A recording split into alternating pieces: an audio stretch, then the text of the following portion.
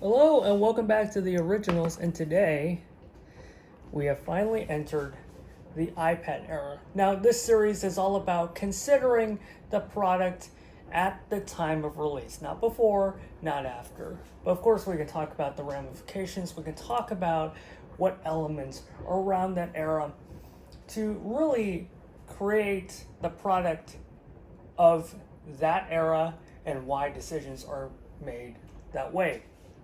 Now, so before we really take a look at the iPad itself, we need to think about what made the iPad. Why is the iPad the way that it is, especially in this way in 2010? Now, you have to go back to the early 2000s where Apple is actually experimenting with a touchscreen computing device. So they first settled on this large table prototype. It's basically a desktop, and then you kind of drag things around. So it's kind of, think of a Mac OS desktop where you use touch instead of a mouse, and you drag things around. You can operate things. You can open files just as would a desktop OS. But they shelved it for the phone. Back then, they shelved it for a smaller device because the large device, in their eyes, wasn't practical. So now it's right around launch. And why do they think, okay, this is right around 2009, why such a device would make sense? What changed after the launch of the iPhone? It actually is not just the iPhone, and of course its success, that made another touchscreen device viable. Also another thing, and to do that, let me first remove the iPad. We're going to shockingly switch gears over to, well, this is not actually a netbook, but close enough. One of these small laptops, really small laptops, okay? Not made by Apple. Pretend that the Apple logo isn't there, but just pretend that it's a small laptop. They call them netbooks. So there's two devices when you want to do like kind of mobile computing. That is, you're not using an iPod, you genuinely want to do some computing. By computing, I mean mail. By computing, I mean opening up documents, playing games maybe every once in a while, watching video, that kind of stuff, right? Just things you would do on a computer. So either you would do it on the iPhone, or you would do it on one of these things, a netbook. All right. So of course this is a 12-inch MacBook from 2015, so anachronistic, but just picture a small laptop, right? Without the Apple logo, without anything, right? And those desktop operating systems at the time, they aren't really optimized for a small screen, so everything is kind of squashed down. Everything is just kind of dinky, kind of small. You often have a nub there. It's not really a good trackpad or whatever. It's just a terrible experience. So you only get these two options, right? Also, this only starts at $499, which compared to the $1,000 price tag on those netbooks, it's a heck of a lot cheaper and heck of a lot more sensible, right? Because your phone is $200 and that netbook is $1,000, but this thing that's a lot more better for you is $500. Well, at least that's what Apple thinks. Okay? So you might be thinking, well, okay, precisely a touch-based interface should be, a lot better because it is designed for smaller screens. It is designed to be held in the hand and carried everywhere, right? So if I wanted to expand beyond the phone, it has to be something that is better than the horrible control system, the horrible OS that's not really designed to be on the go. In fact, that's what Steve Jobs thought. It has to be better than both of these devices. It has to be better to justify a third thing, because otherwise, right, it's either phone or your netbook. But your phone is too small sometimes, right, when you really need to look at an email. And your netbook is not really designed. It's kind of fiddly back then. So the solution that they have devised is the iPad. So again, it is all about the interface. Why suddenly they feel like, okay, it's a great move to really expand that display. Remember, I said that it went to a smaller display for the computing device, but now it is time to do an iPad. So it is better than a phone and better than a netbook. So first of all, you get this large screen, right? Just a large screen, a large canvas where to look at things like your iPod. It's gonna take a while, but there you go. Your iPod. It has a much larger display where you can look at things like video. I have 3 here. I'm going to show you the interface for this later. But again, it has this interface that is not just controlled by some weird nub. It's not controlled by a shrunken down operating system that's kind of fiddly. It is something that is both designed to be on the go, but also competent enough to be a primary computing device. And it is a lot more personal and a lot more direct because you're touching the display. So there it is. This is what Steve Jobs thinks is better than both. He listed a bunch of things like music, movies, email, looking at photos, and going to YouTube. All of these things. And there it is. The first generation iPad. 13 millimeters in depth. It's meant to be held. It's meant to be touched. It has a 9.7-inch display, 1024 by 768, for a pixel count per inch of 132. Let's go over some more things of the hardware. So we have a 30-pin dock connector, the same 30-pin dock connector, but shipped with a 5-watt power brick. You have a speaker driver, single speaker driver. There's no dual channel, dual speaker driver. There's no 4-speaker system, of course. Just a single driver, but it's very loud. It has the volume up, volume down key. And from the iPhone, right, where there is a mute switch, this has a switch.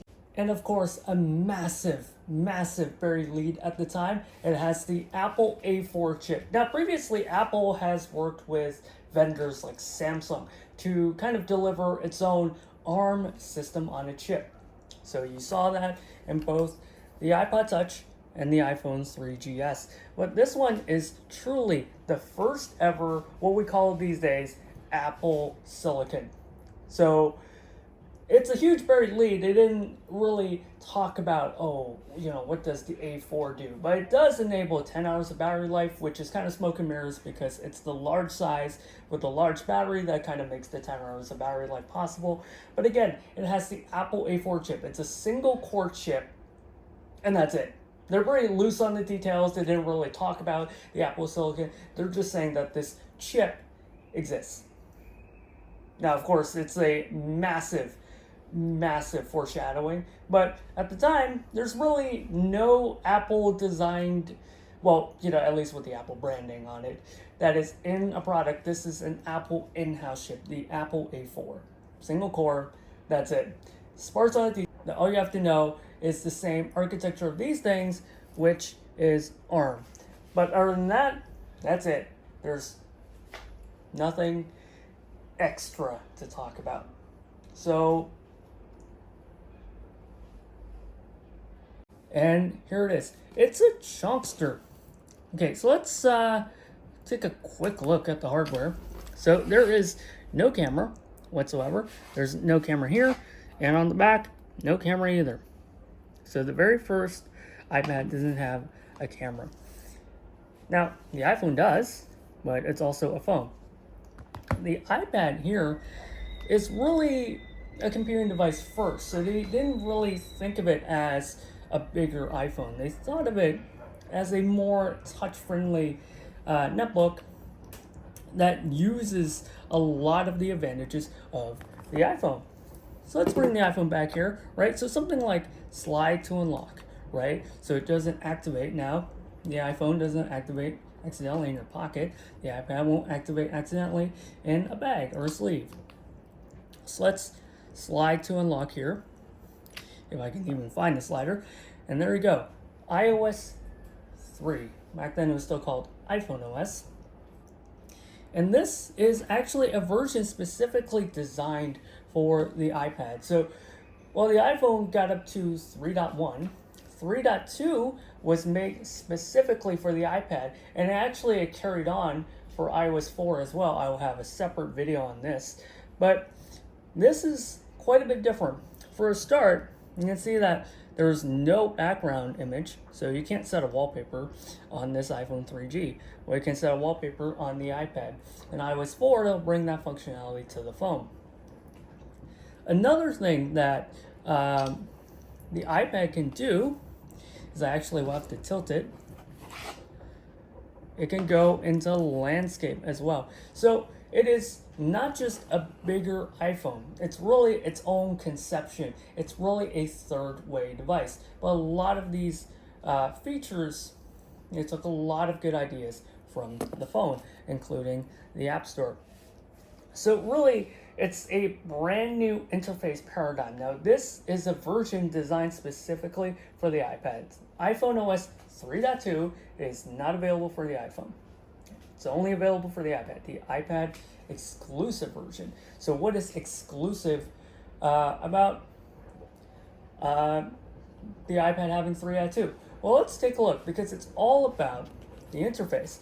And actually, we just got bringing the phone here just to give everybody a sense of how you can do things differently, right? Because if it's just the same iPhone interface, there really isn't a justification for its existence. So let's take a look at all of these apps in turn. Let's go into Calendar. So instead of just having this list view, this month view, you get a full book.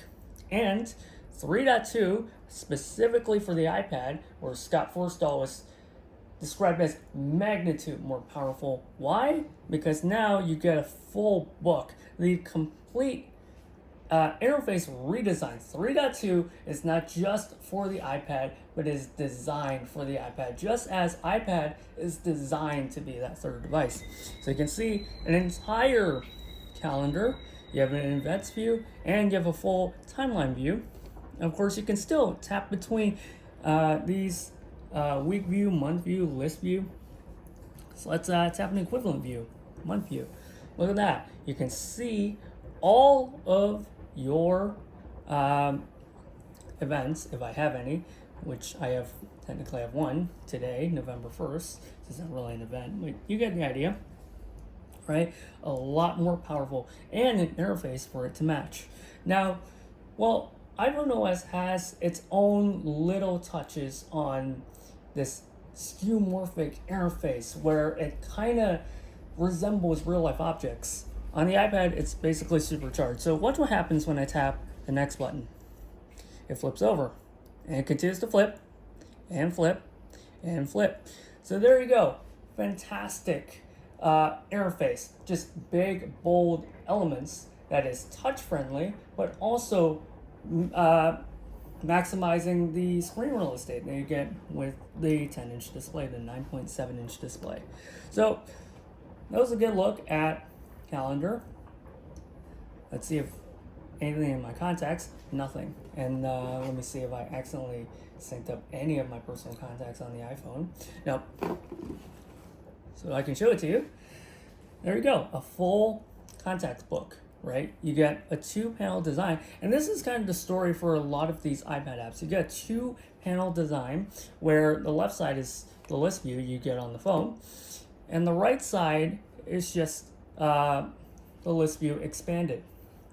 So there's a full contacts list.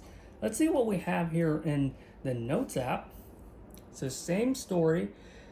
There you go. List on the left side, actual note on the right side, right? There you go. There's the list. It's happening as an actual note, but you can see both at the same time. So let's write a new note. As you can see here, giant keyboard. Big keyboard, not like this dinky iPhone keyboard. You get a quote-unquote laptop-sized keyboard. And look at how easy it is to type. And there you go. It really uses all of the screen real estate and you get so much more out of it. It is not just a larger, stretched out phone. And they will talk about it in detail. They'll use that as their advantage in the coming years after this first iPad came out. So there you go, list on the left side, actual note on the right side. Let's depart the Notes app. Let's see if the Maps app still works. There we are, big Maps app. Let's see if the Maps app works on the iPhone. There we are, same thing. Careful not to dox myself here. So there you go, small app here, large app here. You see it fills up the entire display. I'm zooming into the Midwest. You can see the state of Kansas, Wyoming, Colorado, and there you go. And even peel it back. Ah, there it is. This skeuomorphic design, you can just peel it back on your finger as opposed to tapping a button. So it's a lot more thoughtful interface behind every single corner of the operating system on this 3.2 software. So let's go home. Let's look at a different app. Let's look at videos. Now, it's a little bit different than on the iPhone because on the iPhone, there's no videos app. If you want to look at videos, you have to go into iPod. There you go. And then you have to go into the videos tab, just like that.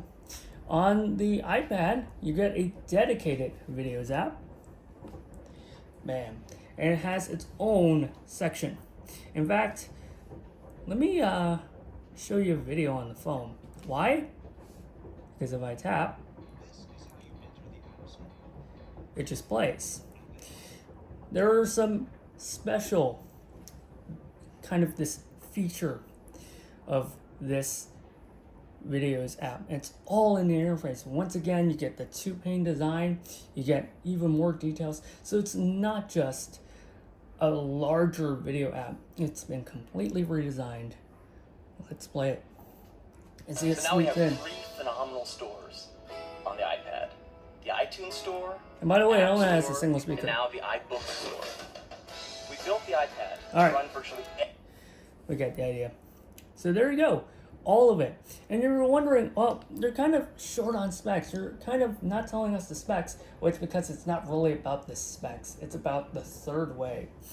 Let's skip the stores. Let's go into something like Safari. Let's see if it loads. No, it does not. But you can see here the full desktop interface. And if I load in Safari here, you can see that the YouTube interface does not really support video.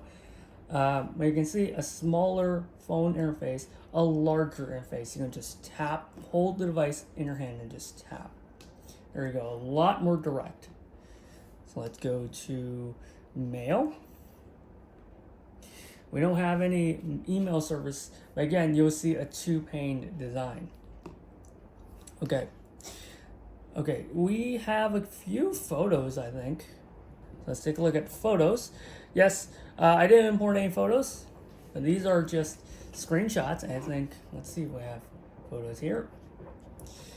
Okay. Again, there's a couple of screenshots, but again, a bigger interface. There you go. And if I go into Albums View, and see it gathers into its own album versus just a button. I can stretch it apart. Look at that. So it's completely one-to-one. It is a lot more personal, a lot more graphic experience. And of course, you can send it to slideshow and the share button. So because you have a larger display, you just have more room to work with. And of course, finally, let's take a look at the iPod app. And this is basically the music app experience. So the equivalent would be the songs nature. Again, it uses the entire iPad interface, and of course, due to copyright reasons, I cannot play any music on here, but I can show you the interface. So here you can see I have the Songs app open. If I have Artists open,